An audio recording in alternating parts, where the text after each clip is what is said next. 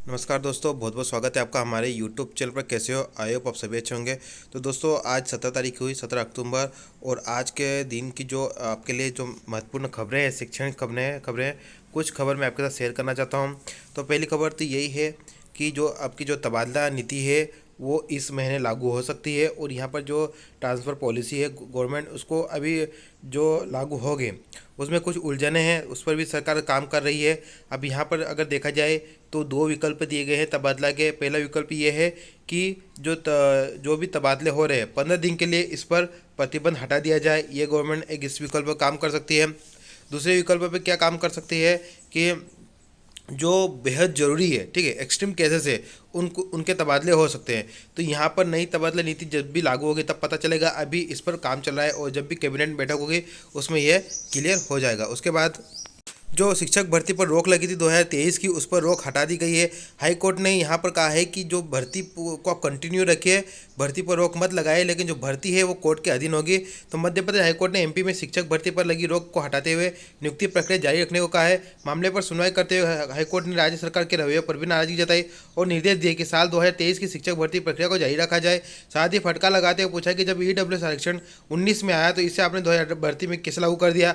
एक क्वेश्चन ये पूछा। दूसरा, हाईकोर्ट के चीफ जस्टिस सुरेश कुमार कैत और जस्टिस विवेक जैन की डिवीजन बेंच ने कहा कि नियुक्तियां अपील के अंतिम निर्णय के अधीन होगी, मतलब कि वो निर्णय के अधीन ही रहेगी।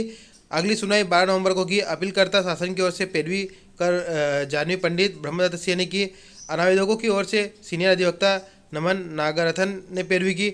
मई 2024 के आदेश को बनाया आधार। हाईकोर्ट ने उक्त आदेश को रेखांकित करने के लिए कहा।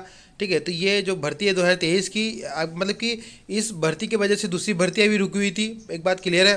ठीक है, तो अब ये हाईकोर्ट ने क्लियर कर दिया कि आप भर्ती करिए, लेकिन भर्ती को कोर्ट के अधीन रखिए। दोस्तों, एक न्यूज जो 2 दिन से वायरल हो रही कि मोहन सरकार प्रदेश में बम्पर भर्तियां करेगी। तो किन भर्तियों की बात हो रही है? तो ये भर्तियां है दोस्तों कि स्वास्थ्य विभाग में जो भर्तियां होने वाली है उसकी बात है। यही न्यूज़ कुछ टाइम पहले भी आई थी और वही न्यूज़ अभी भी आ रही है। तो ये भर्तियाँ एक साथ नहीं होगी, अलग अलग चरण में होगी। पहले भी एक बार न्यूज आई थी, तब मैंने आपको इसको क्लियर किया था। तो अभी जो भर्तियाँ है स्वास्थ्य विभाग में, तो यहाँ पर आप देख सकते हो कि प्रदेश की स्वास्थ्य व्यवस्था को मजबूत करने के लिए प्रदेश की मोहन सरकार 33,118 पदों पर भर्ती करेगी। जिसमें से क्या होगा कि 3,620 जो पद होंगे वो नर्सिंग श्रेणी के पद होंगे। उसके बाद भारतीय मानक स्वास्थ्य मानक के आधार पर, भारतीय सार्वजनिक स्वास्थ्य मानक के आधार पर निर्धारित 18,653 पदों पर भर्ती होगी। उसके बाद 5,664 पदों पर अपग्रेड संस्थाओं में भर्ती की जाएगी। उसके बाद, ठीक है, भोपाल की कैलाशनाथ काटजू हॉस्पिटल में 195 पदों पर भर्ती होगी।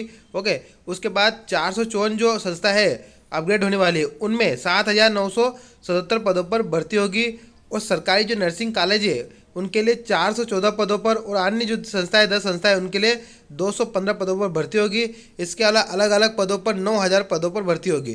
तो ये जो बम्पर भर्ती की बात हो रही है ये स्वास्थ्य विभाग की हो रही है, सिर्फ और सिर्फ स्वास्थ्य विभाग की हो रही है। और आप सबको पता है हमारे मध्य प्रदेश में अगर छोटी मोटी भर्तियाँ भी निकलती है तो न्यूज़ में उसे बम्पर भर्ती के नाम से ही जाना जाता है, क्योंकि मध्य प्रदेश में भर्तियाँ इसी को बम्पर भर्तियाँ कहा जाता है। दोस्तों, एक न्यूज़ और है। तो आपको याद होगा कि मध्य प्रदेश में जो शिक्षकों की भर्ती हुई थी 2018 में, उस भर्ती में जो शैक्षणिक योग्यता है उसमें छूट का एक प्रावधान था, आपको पता होगा। ठीक है, तो शैक्षणिक योग्यता में 5% छूट का एक नियम था, मैं आपको दिखा दूंगा। अभी आप न्यूज़ पढ़ लीजिए। तो जब यहाँ पर जो चुनौती दी गई वो SC ST और OBC की तरफ से दी गई। उन्होंने कहा है कि जो शैक्षणिक योग्यता है उनमें हमें छूट नहीं दी गई भर्ती परीक्षा में। तो इसको लेकर भी हाई कोर्ट ने जवाब मांगा है। अब ये भी सुनवाई चलेगी। यहाँ पर बात है प्रतिशत की है कि सेकंड प्रतिशत द्वितीय श्रेणी में जो प्रतिशत है उसका क्या मानक होगा, ये भी क्लियर नहीं था, बहुत सारे कन्फ्यूजन थे। दूसरी बात, 5% की जो छूट की बात कही गई थी उसके संबंध में है। तो यहाँ पर भी हाई कोर्ट ने विभाग से जवाब मांगा है कि छूट दी गई नहीं दी गई, इस संबंध में अब विभाग यहाँ पर जवाब पेश करेगा। तो ये आज की कुछ प्रमुख खबरें थी, और जो भी अपडेट होगी मैं जरूर शेयर करूँगा। ये आपके लिए कम समय में कुछ इंपॉर्टेंट खबरें शेयर की गई। तो आपसे रिक्वेस्ट है आप चैनल को जरूर सब्सक्राइब करें। धन्यवाद।